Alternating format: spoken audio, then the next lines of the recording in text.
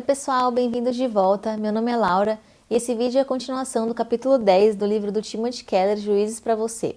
Nós estamos nos capítulos 14 e 15 do livro de Juízes na Bíblia. No vídeo anterior a gente viu que a nação de Israel havia sido totalmente assimilada pela nação dos filisteus. O versículo 4 do capítulo 14 diz que Deus trabalha na vida de Sansão a fim de derrotar os filisteus. Os pais de Sansão não sabiam que o desejo dele de se casar com uma mulher filisteia vinha do Senhor, que buscava uma ocasião contra os filisteus. Então, Deus vai usar a própria fraqueza de Sansão, o seu apetite sexual, o seu temperamento explosivo e vingativo para causar um confronto entre os dois povos. A fraqueza de Sansão resulta em uma luta sangrenta que provoca a divisão tão necessária entre as duas nações. Para que o povo de Israel não perca totalmente a sua identidade, Deus vai usar o mau caráter das pessoas para garantir que essas duas nações se separem. Deus vai usar o comportamento pecaminoso de Israel para libertá-los. Deus é tão fiel às suas promessas que ele não somente as cumpre, apesar do pecado do povo, mas também por meio desses pecados. O maior exemplo disso está em Atos, capítulo 2, versículo 23, que diz que Deus vai usar o comportamento perverso dos seres humanos para matar Jesus e assim cumprir o seu propósito de redenção. É por isso que o povo de Deus não tem que viver em paz com o mundo. Em Tiago, capítulo 4, versículo 4, diz que a amizade do mundo é inimizade contra Deus. Porque se nós formos iguais ao mundo, adotaremos os seus ídolos e abandonaremos a Deus.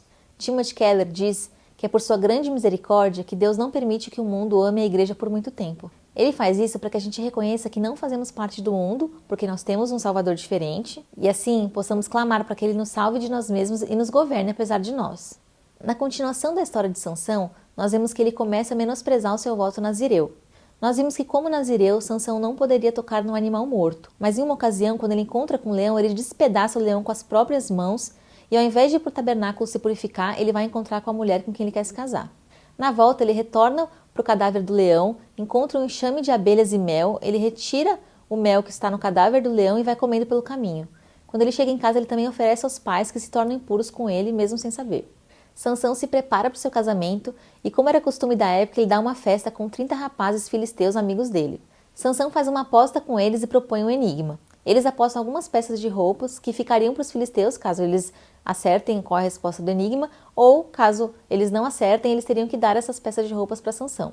A mulher de Sansão faz uma chantagem emocional e insiste para que Sansão revele para ela qual que era o segredo do enigma. Depois de muita insistência, ele acaba revelando e ela, por sua vez, conta qual que era o segredo do enigma para os filisteus.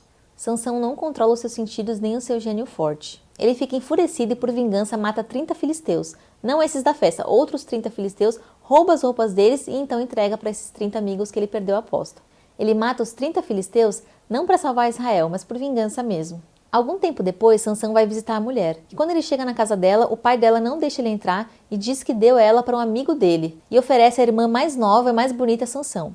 Sansão fica enfurecido e, impulsionado por essa raiva explosiva, ele incendeia a plantação dos filisteus. E em retaliação à vingança de Sansão, os filisteus ateiam fogo na esposa dele e no pai dela. Ninguém sai inteiro desse episódio. Sansão não se importa com o papel que Deus lhe deu e acaba sendo brutalmente violento. E os filisteus também não ficam muito atrás. A esposa de Sansão e o pai dela acabam sendo queimados vivos por seus próprios compatriotas. Sansão acaba sendo muito parecido com os inimigos de Deus. Timothy Keller diz que é muito fácil a gente olhar para outra cultura e ver que alguém do povo de Deus se vendeu a ela, mas nem sempre estamos dispostos a pensar se nós não fizemos a mesma coisa. Sansão só consegue matar sozinho um leão e 30 filisteus porque a Bíblia diz que o Espírito do Senhor veio sobre ele em poder. Ele só faz tudo isso porque Deus dá a Sansão poderes sobrenaturais. E assim Deus começa a salvar o seu povo e libertá-lo do mundo e dos ídolos ao redor.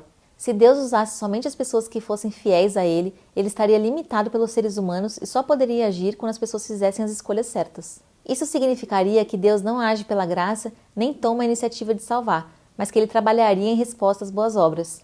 Timothy Keller explica que essa ideia não está correta, pois o livro de Juízes, como toda a Bíblia, fala sobre graça e misericórdia merecida. Isso não significa que nosso comportamento não tem importância. Nós ainda vamos responder pelos nossos pecados. Mas Deus também usa nossas falhas como base do seu sucesso. A gente nunca sabe quando ou como Deus vai agir. E não cabe a nós impor alguma condição para que Ele possa fazer algo. Nem mesmo os nossos pecados podem impedi-lo de nos usar e salvar. Assim como Deus cuida de nós quando tudo vai bem, Ele também nos abençoa e cumpre suas promessas, mesmo nas circunstâncias mais desastrosas e sombrias da vida. Em Romanos capítulo 8, versículo 28, diz que em todas as coisas Deus trabalha para o bem daqueles que o amam. A história continua, retaliação após retaliação, e a violência vai aumentando gradativamente.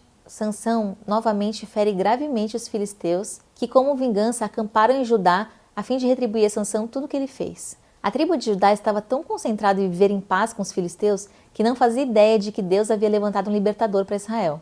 A tribo de Judá prefere viver em paz com o mundo e adorar os seus ídolos do que ser livre para adorar a Deus.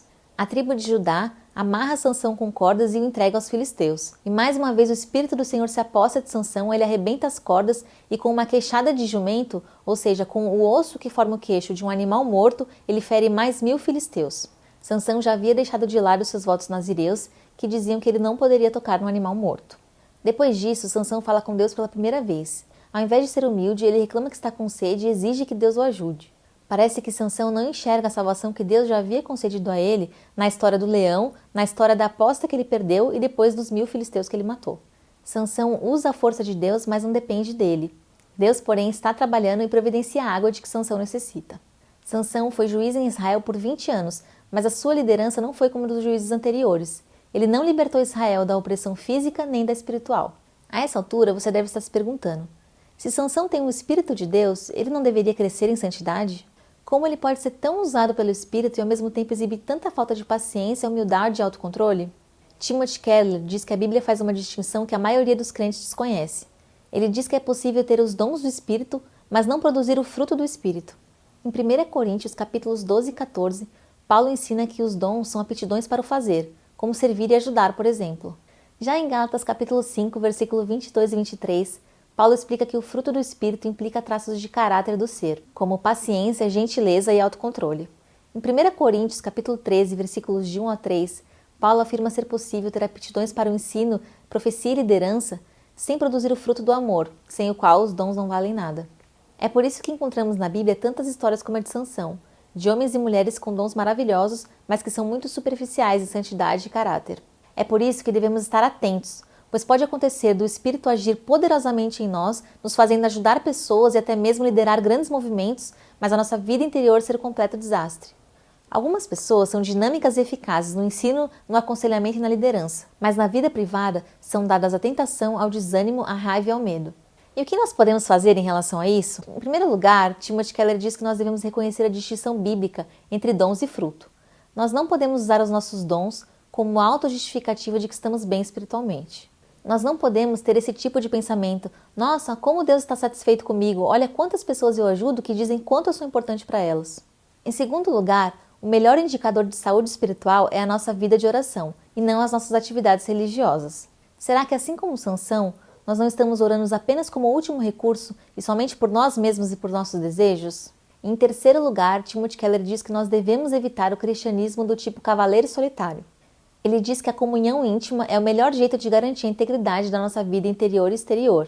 Sansão é famoso por sua vida solitária. Além de não ouvir conselhos, ele nunca trabalha com ninguém nem forma equipes.